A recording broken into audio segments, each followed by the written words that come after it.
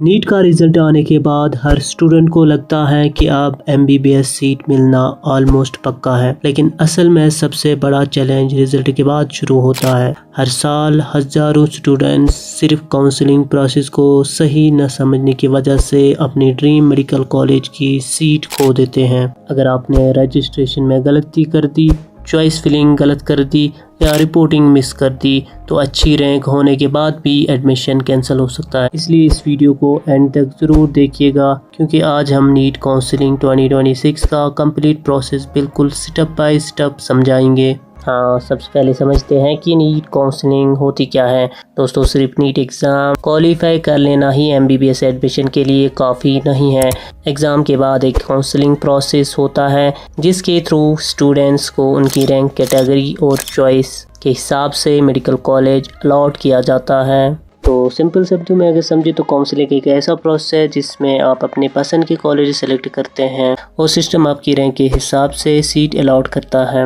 अब बात करते हैं काउंसलिंग के सबसे इम्पॉर्टेंट पॉइंट की। नीट काउंसलिंग दो हिस्सों में होता है। पहला होता है 15% ऑल इंडिया कोटा, जिसमें एमसीसी कंडक्ट करता है, और दूसरा होता है 85% स्टेट कोटा, जिससे हर साल स्टेट की काउंसलिंग अथॉरिटी कंडक्ट करती है।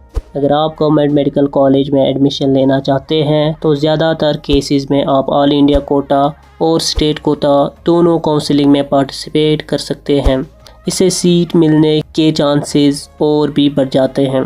लेकिन असली प्रोसेस अब शुरू होता है और इसी स्टेप में सबसे ज़्यादा स्टूडेंट्स गलती करते हैं। रिज़ल्ट डिक्लेयर होने के बाद एमसीसी अपनी ऑफिशियल वेबसाइट पर काउंसलिंग रजिस्ट्रेशन शुरू करता है। सबसे पहले आपको रजिस्ट्रेशन करना होता है।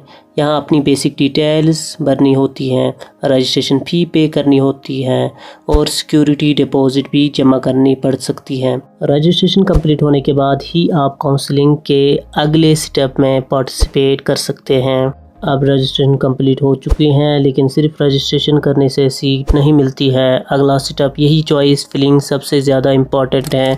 सिर्फ एक छोटी सी गलती आपको आपके ड्रीम मेडिकल कॉलेज से दूर कर सकती है। रजिस्ट्रेशन कंप्लीट होने के बाद आता है काउंसलिंग का सबसे इम्पॉर्टेंट स्टेप, चॉइस फिलिंग। अगर यहाँ गलती हो गई तो अच्छी रैंक होने के बाद भी आपको मनपसंद कॉलेज नहीं मिलेगा। दोस्तों, चॉइस फिलिंग का मतलब है कि आप अपनी पसंद के कॉलेजेस और कोर्सेज़ को प्रायोरिटी के हिसाब से सेलेक्ट करते हैं। सबसे पहले हमेशा अपना ड्रीम कॉलेज रखिए, उसके बाद दूसरा, तीसरा और उसी तरह बाकी कॉलेजेस ऐड कर दीजिए।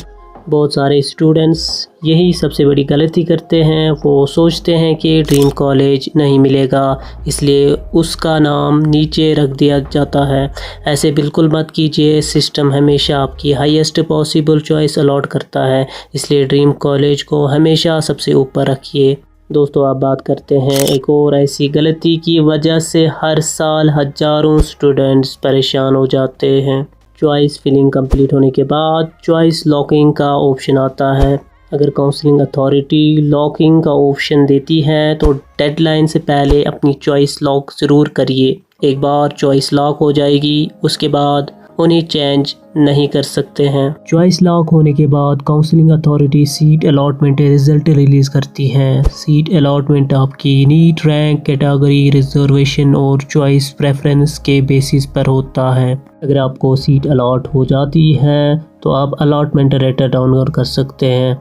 इसके बाद आपके पास कुछ इंपॉर्टेंट ऑप्शंस होते हैं जिन्हें समझना बहुत ज़रूरी होता है। दोस्तों, सबसे पहले आता है राउंड 1। इस राउंड में अगर आपको सीट अलॉट हो जाती है तो आप ये तो उस सीट को एक्सेप्ट करो या फिर अपग्रेड के लिए वेट कर सकते हैं। ये ऑप्शन काउंसलिंग के रूल्स के हिसाब से होता है। अब बात करते हैं फ्री एग्जिट की। राउंड 1 में अगर आपको अलॉटमेंट सीट पसंद नहीं आती और आप उस पे ज्वाइन नहीं करना चाहते हैं तो ऑल इंडिया कोटा काउंसलिंग में कुछ सिचुएशन में फ्री एग्जिट का ऑप्शन मिलता है। इसका मतलब होता है कि आप अगले राउंड में फिर से पार्टिसिपेटिंग कर सकते हैं, लेकिन ध्यान रहे हर काउंसलिंग और हर राउंड के रूल्स अलग होते हैं। ऑफिशियल नोटिफिकेशन जरूर चेक करें। इसके बाद आता है राउंड 2। जो स्टूडेंट्स राउंड 1 में सीट नहीं ले पाए या बेटर कॉलेज आते हैं वो राउंड 2 में पार्टिसिपेट कर सकते हैं। इस राउंड में कंपटीशन और भी ज़्यादा बढ़ जाता है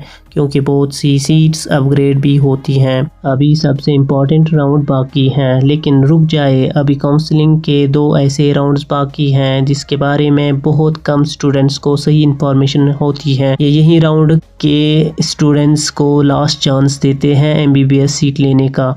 अगर राउंड 1 और राउंड 2 के बाद भी आपको सीट नहीं मिलती तो टेंशन लेने की ज़रूरत नहीं है, काउंसलिंग यही ख़त्म नहीं होती है। अब आता है मॉप अप राउंड। यहाँ हज़ारों स्टूडेंट्स को MBBS सीट मिलती है। मॉप अप सीट्स उन सीट्स के लिए कंडक्ट की जाती हैं जो राउंड 1 राउंड 2 के बाद भी खाली रह जाती हैं। अगर आप एलिजिबल हैं तो इस राउंड में दोबारा रजिस्ट्रेशन या फ्रेश चॉइस फिलिंग करनी पड़ सकती है। ये काउंसलिंग अथॉरिटी के रूल्स पर डिपेंड करता है, इसलिए ऑफिशियल स्केड्यूल को ध्यान से फॉलो करना बहुत ज़रूरी है। Stray vacancy round. अगर मॉप अप राउंड के बाद भी कुछ सीट्स खाली रह जाती हैं तो स्ट्रे वैकेंसी राउंड कंडक्ट किया जाता है। ये MBBS एडमिशन का लगभग लास्ट चांस होता है। इस राउंड के रूल्स अलग हो सकते हैं और सिर्फ एलिजिबल कैंडिडेट्स की पार्टिसिपेशन कर सकते हैं, लेकिन सीट अलॉट हो जाना ही एडमिशन नहीं होता है। अभी एक बहुत इम्पॉर्टेंट प्रोसेस बाकी है। सीट अलॉट होने के बाद आपको डॉक्यूमेंट वेरिफिकेशन के लिए रिपोर्ट करना होता है। सभी ओरिजिनल डॉक्यूमेंट्स और उनकी फ़ोटोकॉपीज़ अपने साथ ज़रूर लेकर जाइए। अगर कोई भी डॉक्यूमेंट मिसिंग हुआ या गलत निकला तो आपका एडमिशन कैंसिल भी हो सकता है। डॉक्यूमेंट वेरिफिकेशन कंप्लीट होने के बाद आपको अलॉटेड कॉलेज में रिपोर्टिंग करनी होती है। रिपोर्टिंग के दौरान एडमिशन फ़ीस, रिक्वायर्ड डॉक्यूमेंट्स और बाकी फॉर्मेलिटीज़ कंप्लीट करनी पड़ सकती है। डेडलाइन मिस करने पर अलॉट की हुई सीट कैंसिल हो सकती है। पहली गलती, रजिस्ट्रेशन की लास्ट डेट मिस कर देना। दूसरी, चॉइस फिलिंग बिना रिसर्च करना। तीसरी, चॉइस लॉकिंग को इग्नोर कर देना। चौथी, डॉक्यूमेंट वेरिफिकेशन के वक्त डॉक्यूमेंट इनकम्प्लीट होना।